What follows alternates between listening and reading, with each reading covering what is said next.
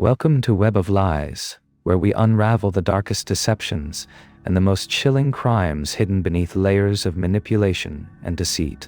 I'm your host, Sam, and today's case will show you how one man's web of lies kept a mother and daughter hidden for nearly a decade. This is a story about trust betrayed, love twisted into control, and how sometimes the people closest to us can make us disappear without anyone noticing. This is the case of Pakiza Yusuf and her daughter Jojo Kaim. Our story begins in Auckland, New Zealand, in the year 2009. A man named Faraz Mohammed was planning a special celebration, his daughter Fashana's 21st birthday. Fashana's wishes were simple: an intimate gathering with her closest friends, a new outfit, and most importantly, she wanted her beloved cousin Pakiza to be there. To understand why this request would become so significant, we need to go back to understand who Pakiza was and how she became part of Faraz's family. Pakiza was born in Fiji during a time when many South Asian families were immigrating to the island nation. Her childhood was marked by instability, her parents' marriage fell apart, and young Pakiza found herself feeling lost, as if she belonged nowhere despite technically having two families. That's when Faraz and his wife Samina stepped in. Faraz was Pakiza's uncle, her father's brother, and when they saw this young girl struggling, they opened their home and their hearts. They didn't just take her in, they made her feel like she truly belonged. Pakiza grew especially close to their daughter Fashina, and the two became more like sisters than cousins. The family was progressive for their community and time. When Pakiza's relatives back in Fiji arranged a marriage for her in 2021 to a man named Fazal Kaim, who lived in Auckland, Faraz and Samina hosted the wedding in their own home. They wanted Pakiza to know she always had a place to call home. In 2003, Pakiza gave birth to a beautiful baby girl named Jojo. But as Faraz and Samina watched from the sidelines, they could see the cracks forming in Pakiza's marriage. Money was tight, so tight that Pakiza had to ask her aunt and uncle for money to buy milk for baby Jojo. The marriage was crumbling, but here's where we see the family's true character. When Pakiza made the difficult decision to divorce Fazal in 2006, defying their community's expectations and customs, Faraz and Samina stood by her side. They supported her choice completely. After her divorce, Pakiza was trying to rebuild her life as a single mother. That's when she met Kamal Reddy, a man who seemed like he could offer her stability. Ironically, Kamal was a work friend of her ex-husband Fazal. Kamal and Pakiza had a lot in common. Both were part of the tight-knit Fijian Indian community in Auckland. Both had failed marriages behind them. Both had young children who needed raising. And Kamal was 10 years older than Pakiza, which initially seemed like a good thing. He appeared mature, established, able to provide the kind of life she'd been dreaming of. Kamal helped Pakiza find a new apartment. He helped her find a job. He even brought his own son from Fiji to live with them, creating what looked like a happy blended family with Pakiza and Jojo. From the outside, everything seemed perfect. But then, something strange happened. In 2016, just a year into her relationship with Kamal, Pakiza suddenly cut off all contact with her family. No calls to Uncle Faraz, no visits with Aunt Samina, no playdates between Jojo and her cousins. Complete silence. When 2007 rolled around and the new school year began, the staff at Jojo's kindergarten noticed something odd. The little girl never showed up. They tried reaching out to Pakiza multiple times, but got no response. Eventually, they gave up. Fashina and her parents found this behavior strange, but not entirely out of character. You see, Pakiza had always been a dreamer. She'd often talked about her ambitions for giving Jojo a better life. Fashina later recalled, she was really ambitious and dreamt big things for Jojo. She always used to say, "I'm going to settle down with a man and leave everything and forget everyone, and give Jojo a really good life." So when Pakiza went silent, the family convinced themselves she'd finally done it, found her happiness, and moved on without looking back. But there was another person who wasn't surprised by the silence. Pakiza's mother, Rosina. Rosina and Pakiza had a complicated relationship. They'd gone through multiple periods of little to no contact over the years. Rosina had never approved of Pakiza living with Kamal without being married to him. She also didn't like how Kamal treated her daughter. During their year together, Pakiza had confided in her mother about disturbing incidents, times when arguments with Kamal escalated into violence, times when he'd hit her. Rosina had begged her daughter to leave him, but Pakiza couldn't seem to break free. Frustrated and feeling helpless, Rosina had eventually cut contact herself and moved back to Fiji, leaving her daughter to figure things out on her own. This is one of those tragic situations we see so often in cases like this. Strained family relationships, periods of no contact, these create the perfect conditions for someone to vanish without raising immediate alarm bells. 3 years passed. 2006 became 2007. No. Then 2008. No esta. Then 2009. When Fashina's 21st birthday approached, she desperately wanted Pakiza there. She begged her father to find her cousin, convinced that Pakiza wouldn't miss such an important milestone. To grant his daughter's wish, Faraz reached out to Rosina to ask about Pakiza's whereabouts. What Rosina told him was surprising. Pakiza had left Kamal, moved to a city called Christchurch with a white man, a taxi driver, and had made it clear she wanted nothing to do with any family members. Now, here's the crucial detail that should have raised red flags. Rosina hadn't actually heard this directly from Pakiza. All of this information had come from Kamal Reddy. According to him, he was still in touch with Pakiza, and she'd told him about her new life and her desire to cut ties with everyone. Think about that for a moment. Pakiza had supposedly left Kamal, but was still communicating with him, the same man who'd been abusive during their relationship. She was keeping him updated on her life, but refusing to contact her beloved cousin Fashana, Uncle Faraz, Aunt Samina, or even her own mother. Does that make sense? But Faraz, wanting to respect what he believed were Pakiza's wishes, let it go. She's a grown-up girl, he reasoned. She can make her own decisions. Time continued to pass. 2009. 2010. March. 2011. 2012. It had now been 6 years since anyone had actually seen or spoken directly to Pakiza or little Jojo. Jojo would have been 9 years old by then, but no one in the family knew what she looked like anymore, how tall she'd grown, or what her voice sounded like. In 2012, Fashina had another important life event. She was getting engaged. Surely Pakiza would come to an engagement, even if she'd missed the birthday party. Once again, Fashina begged her father to find her cousin. Faraz approached Rosina again. And once again, Rosina had a story, one that had supposedly come from Kamal. This time, Pakiza had moved to a place called Northshore and had deliberately withheld her address because she didn't want family members visiting. Notice how the story keeps changing. First it was Christchurch, now it's Northshore, but it's always the same source. Kamal. By 2013, Fashina's engagement had turned into wedding plans. Faraz made one last attempt, but this time he had a modest request. He didn't ask to speak to Pakiza or visit her. He simply wanted an address where he could mail a wedding invitation. Rosina's response: Pakiza was now in Australia. Christchurch, then Northshore, now Australia. The ever-changing story didn't sit right with the family anymore. As Faraz shared his frustrations with other relatives, more people started asking questions. One of Pakiza's aunts, a woman named Fatibi, couldn't let it go. As a mother herself, she couldn't understand Rosina's casual attitude about her missing daughter and granddaughter. The more Fatibi dug, the more concerned she became. She got the same vague, contradictory answers from Rosina, all supposedly originating from Kamal.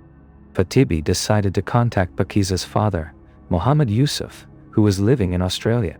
And finally, after 7 long years of silence in 2014, both of Pakiza's parents did what should have been done much earlier. They called the New Zealand police and reported Pakiza and Jojo missing. When police began investigating, they quickly focused on one person, Kamal Reddy. The evidence was circumstantial but compelling. Kamal had been the last known person in a relationship with Pakiza. All information about her supposed whereabouts had come exclusively from him. He'd been accessing her bank accounts and withdrawing money. He'd been collecting her government benefit payments.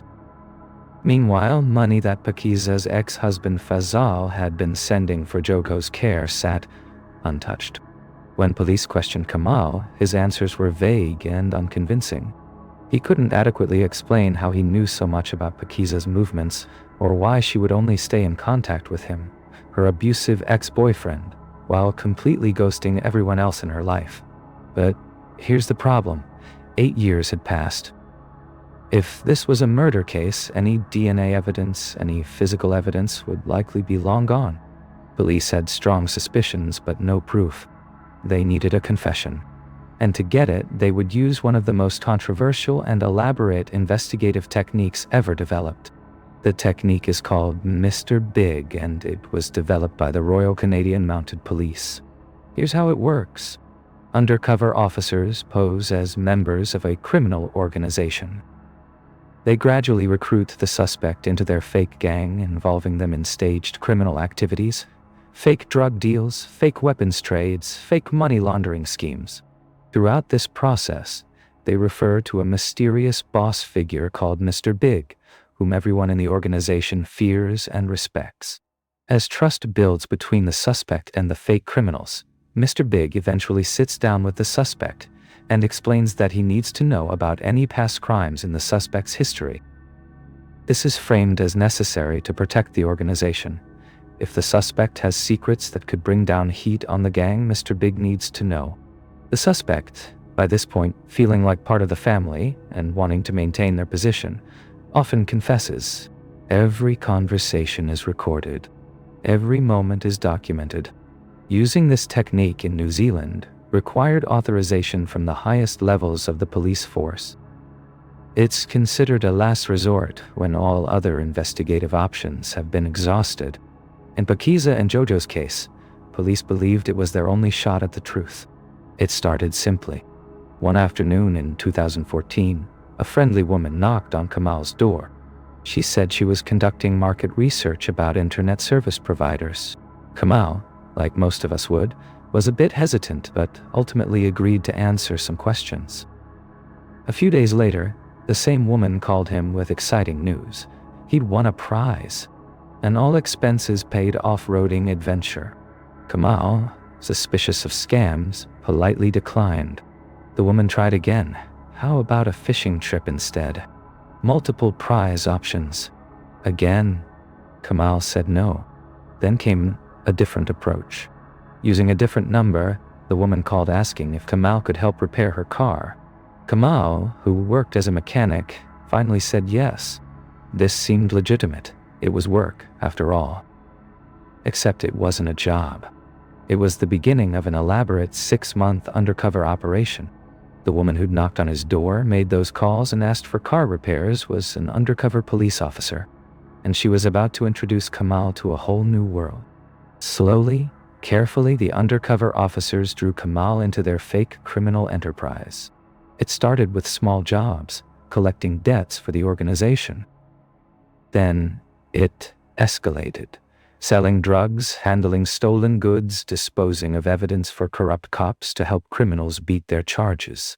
The scenarios they created were incredibly intricate. In one instance, Kamal and a fellow criminal, actually an undercover officer, had just picked up some illegal documents from a source, another undercover officer. As they drove away, they were pulled over by a police officer.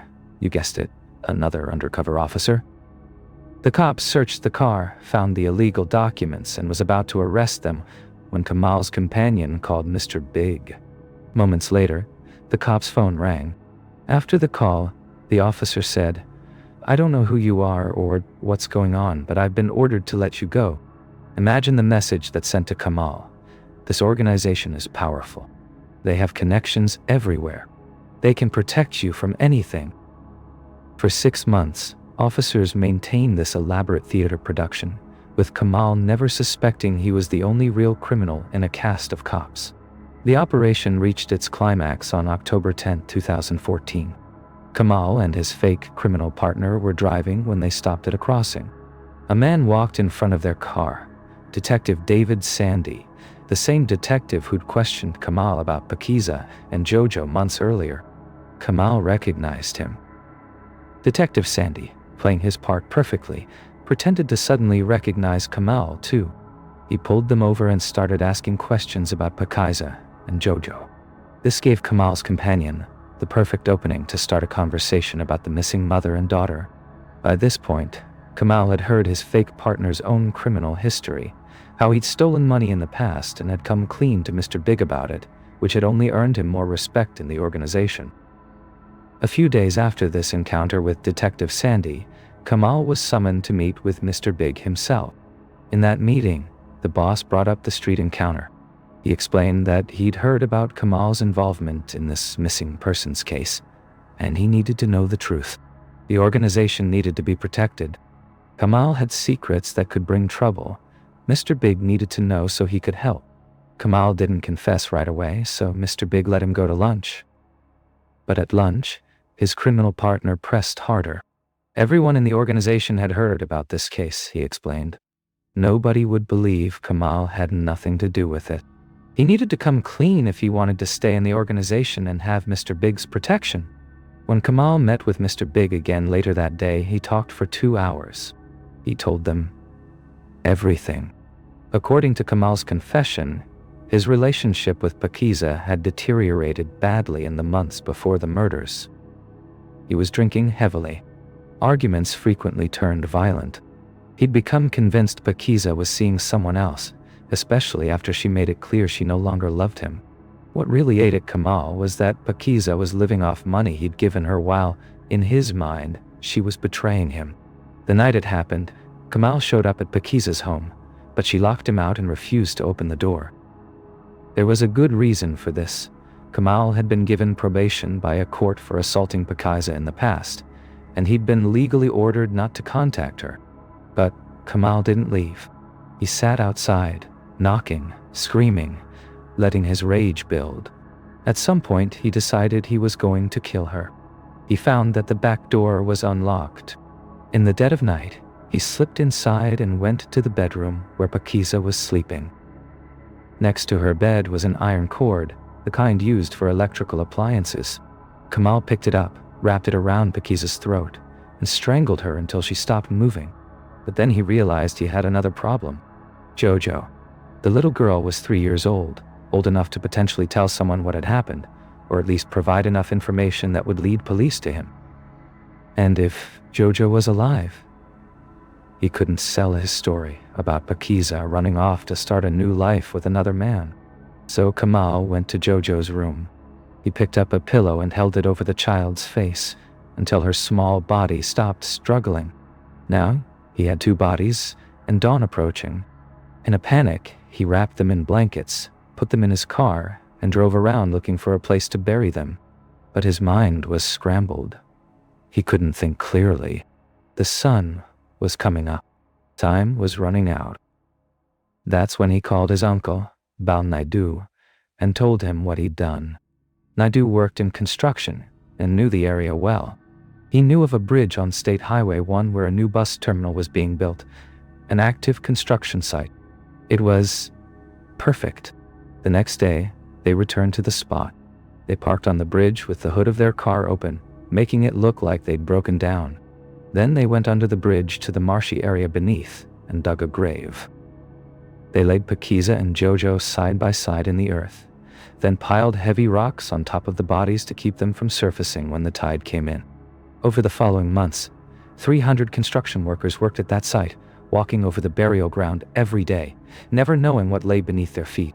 Tons of cement and construction materials were eventually poured over the area, sealing Pakiza and Jojo even deeper into the ground. After the murders, Kamal systematically erased all traces of Pakiza from the world. He stripped her home of everything, sold her furniture. What he couldn't sell, he stored in a rental space. He even sold the car he'd used to transport the bodies. But there were two things he kept: Pakiza's bank cards and access to her accounts. For years, he continued withdrawing her money, collecting her government benefits, living off funds that should have gone to the woman and child he'd murdered. And whenever anyone asked about Pakiza, her mother, her uncle, her aunt Kamal fed them stories. She'd moved to Christchurch. No, wait, Northshore. Actually, Australia. She'd found a new man. She wanted nothing to do with her family. She was starting fresh. Each lie kept the questions at bay a little longer. Each story explained away another year of silence. After Kamal confessed to Mr. Big, he even took his fake criminal associates to the burial site. Standing right over the spot where he'd buried Pakiza and Jojo, he showed them exactly where the bodies were. The undercover officers managed to photograph him at the location. Days later, police arrested Kamal Reddy. Even in custody, Kamal didn't realize how he'd been caught. He probably thought one of his gang members had snitched. The full truth didn't hit him until he was sitting in an interrogation room, and police showed him a video. On screen, one of his criminal partners, the man he'd trusted, worked alongside for months, looked directly into the camera and said, "I'm actually an undercover police officer, and I've been working with you for a number of months now, in relation to the disappearance of Pakiza and Jojo." 21 seconds. That shattered Kamal's entire world. The moment Kamal realized his confession had been recorded, he changed his story completely. Now he claimed the confession was false, coerced.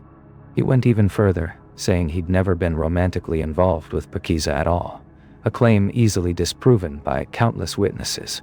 His new story? He knew about the murders because he knew the man who'd actually committed them. A man named James, who was supposedly Pakiza's real boyfriend. There was just one problem. James didn't exist. Not a single person in Pakiza's life had ever heard of this man. There was no evidence of him in her phone records, her computer, her belongings, nothing. James was a fiction, a desperate attempt to escape responsibility. Even as the trial began, Kamal and his lawyers stuck to the James story, making fools of themselves in front of the jury. The trial revealed even more disturbing details about Kamal's abuse. Pakiza's ex-husband Fazal testified about a terrifying incident just months before the murder. Pakiza had called him in a panic. "He's been threatening me, and I'm scared for my life." When Fazal rushed to her home, he found Kamal drunk and wielding a machete. "He swung at me but missed. He missed me by about an inch. If I wasn't fast enough, he would have taken my head off." No. Pakiza's mother testified that her daughter had made increasingly frequent calls from late 26 onward, reporting that Kamal was beating her. The last time they spoke, Pakiza was clearly unhappy and trapped. With the recorded confession, the physical evidence, and the testimony about Kamal's pattern of abuse, the jury's decision was swift. Kamal Reddy was found guilty and sentenced to life in prison with a minimum of 21 years before he could even be considered for parole. That means 2036 at the earliest, and even then, a board would have to determine if he was safe to release. At sentencing, Justice Asher delivered words that perfectly captured the horror of what Kamal had done. They deserved to live happy lives. Instead, they died horrible deaths at your hands. You have no moral appreciation of the awful murders you've carried out or the damage you've done. Your complete refusal throughout the court process to acknowledge your role in the murders must mean there can be no discount for remorse. Indeed, the expression of remorse that you make is really just a furtherance of the lies you've told, because you say you're remorseful for helping the person you've invented, who you say committed the murders. You continue to assert that you did not murder Pakiza and Jojo. You maintain that someone else did. You claim that you didn't even have a relationship with Pakiza, despite overwhelming evidence to the contrary. You display no insight into your offending and have no empathy for the victims. Your protestations of remorse are really just another symptom of your callousness. This was a shocking and callous double murder. The sentence that I impose must denounce and deter such actions. 9. Kamal appealed his conviction multiple times, continuing to maintain his innocence. Every appeal was rejected. When he faced deportation to Fiji after serving his sentence, he had the audacity to appeal that too, claiming his son lived in New Zealand and he deserved to be in the same country as him. This from a man who murdered a mother and stole a child's entire future. But while Kamal sits in prison weaving new lies, the people who loved Pakiza and Jojo live with a grief that will never heal. Rosina, Pakiza's mother, is haunted by questions about their final moments. Were they able to cry out for help? Were they in pain? Did they think of her? For Faraz, the uncle who'd treated Pakiza like his own daughter, the day he learned the truth was devastating. We went down to the scene where Pakiza's remains were, and Jojo's remains were. It was not a good scene. It was so sad. I just couldn't sleep that night. I mean, how on earth could someone do that to a baby? And Pakiza? Pakiza was a baby to us. She grew up in front of us as a small kid. I still can see her in the swings in Fiji. And then you just walk under a bridge and see the scene where your dear ones were left behind. Pakiza's father, Pakiza Yusuf, who'd even hired a private investigator trying to find his daughter and granddaughter, has never moved past the moment he learned they were dead. On his Facebook page, he poses a question that has no answer. Why would someone kill an angel like that? The web of lies that Kamal Reddy spun kept Pakiza and Jojo hidden for nearly 8 years. He manipulated grieving family members, exploited strained relationships, and took advantage of the fact that Pakiza had talked about starting fresh and moving away. His lies were believed because they contained just enough truth to be plausible. Pakiza had been unhappy. She had dreamed of a better life for Jojo. She had cut contact before during difficult times. Kamal wove these real details into his fictional narrative, and it worked. For years, it worked. But here's what makes this case particularly heartbreaking. Pakiza did everything right. She left an abusive relationship. She went to court. She told people she was afraid. She reached out for help. Her ex-husband came to protect her. The court ordered Kamal to stay away from her. None of it was enough. And Jojo?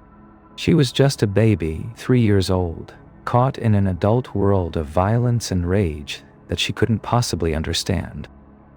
This case reminds us that domestic violence doesn't always end when the relationship ends. That restraining orders are pieces of paper that can't physically stop someone determined to do harm. That isolation, whether self-imposed or forced, creates the perfect conditions for someone to vanish without immediate alarm. It also shows us the power of persistence. If TB hadn't kept asking questions, if Pakiza Yusuf hadn't kept looking, if Faraz hadn't kept trying to reach his niece, Pakiza and Jojo might still be buried under that bridge with no one knowing the truth. The web of lies eventually collapsed, but it took 8 years. 8 years where a mother and daughter lay in an unmarked grave while their killer walked free, spending their money, telling their story, controlling their memory. Justice came, but it came far too late. Thank you for watching Web of Lies. If this case affected you, please remember that domestic violence resources are available. If you or someone you know is in an abusive relationship, please reach out for help. The warning signs Pakiza showed, the escalating violence, the threats, the fear, these are real and they require action. Remember to like, subscribe, and share this video to help spread awareness about cases like this. Until next time, stay safe and remember, sometimes the most dangerous lies are the ones wrapped in just enough truth to make them believable.